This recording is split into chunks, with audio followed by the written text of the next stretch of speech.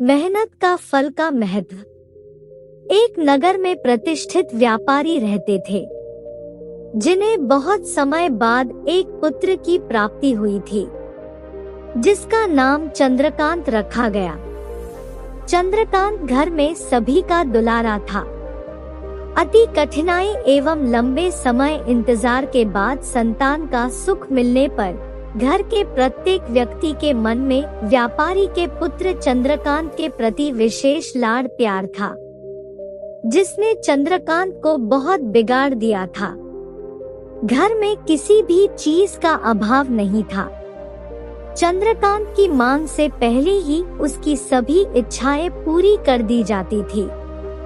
शायद इसी के कारण चंद्रकांत को ना सुनने की आदत नहीं थी और ना ही मेहनत के महत्व का आभास था।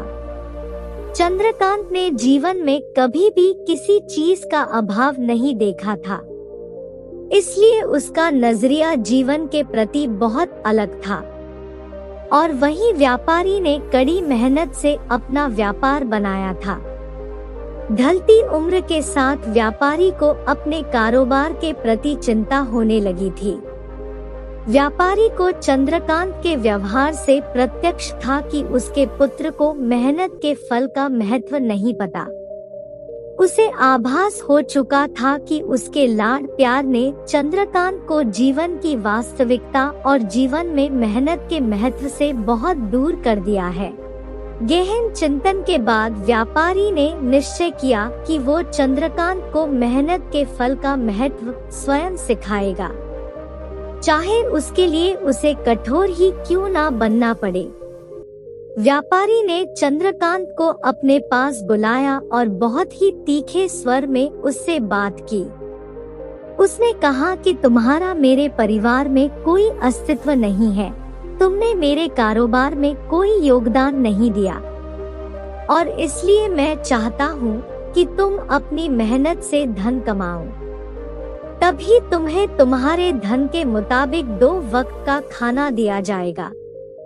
यह सुनकर चंद्रकांत को ज्यादा कोई फर्क नहीं पड़ा। उसने उसे क्षण भर का गुस्सा समझ लिया, लेकिन व्यापारी ने भी ठान रखी थी। उसने घर के सभी सदस्यों को आदेश दिया कि कोई चंद्रकांत की मदद नहीं करेगा और ना ही उसे बिना धन के भोजन दिया जाएगा।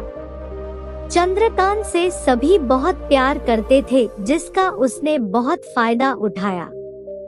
वो रोज किसी ना किसी के पास जाकर धन मांग लाता और अपने पिता को दे देता, और व्यापारी उसे उन पैसों को कुएं में फेंकने को बोलता, जिसे चंद्रकांत बिना किसी अड़चन के फेंक आता और उसे रोज भोजन मिल जाता। ऐसा कई दिनों तक चलता रहा, लेकिन अब घर के लोगों को रोज रोज धन देना भारी पड़ने लगा। सभी उससे अपनी कन्नी काटने लगे, जिस कारण चंद्रकांत को मिलने वाला धन कम होने लगा और उस धन के हिसाब से उसका भोजन भी कम होने लगा। एक दिन चंद्रकांत को किसी ने भी धन नहीं दिया और उसे अपनी भूख को शांत करने के लिए गांव में जाकर कार्य करना पड़ा। उस दिन वो बहुत देर से थका हारा व्यापारी के पास पहुंचा और धन देकर भोजन मांगा। रोज के अनुसार व्यापारी ने उसे वो धन कुएं में फेंकने का आदेश दिया, जिसे इस बार चंद्रकांत सहजता से स्वीकार नहीं कर पाया और उसने पलटकर जवाब दिया, पिताजी, मैं इतनी मेहनत करके पसीना बहाकर इस धन को लाया और आपने मुझे एक क्षण में इसे कुएं में फेंकने को कह दिया। यह सुनकर व्यापारी समझ गया कि आज चंद्रकांत को मेहनत के फल का महत्व समझ आ गया है। व्यापारी भली भांति जानता था कि उसके परिवार वाले चंद्रकांत की मदद कर रहे हैं, तभी चंद्रकांत इतनी आसानी से धन कुएं में डाल आता था। लेकिन उसे पता था, एक ना एक दिन सभी परिवार जन चंद्रकांत से कन्नी काट लेंगे। उस दिन चंद्रकांत के पास कोई विकल्प शेष नहीं होगा। व्यापारी ने चंद्रकांत को गले लगा लिया और अपना सारा कारोबार उसे सौंप दिया। मेहनत ही एक ऐसा हथियार है जो मनुष्य को किसी भी परिस्थिति से बाहर निकाल सकता है। व्यापारी के पास इतना धन तो था कि चंद्रकांत और उसकी आने वाली पीढ़ी बिना किसी मेहनत के जीवन आसानी से निकाल लेते। लेकिन अगर आज व्यापारी अपने पुत्र को मेहनत का महत्व नहीं बताता, तो एक ना एक दिन व्यापारी की आने वाली पीढ़ी व्यापारी को कोसती।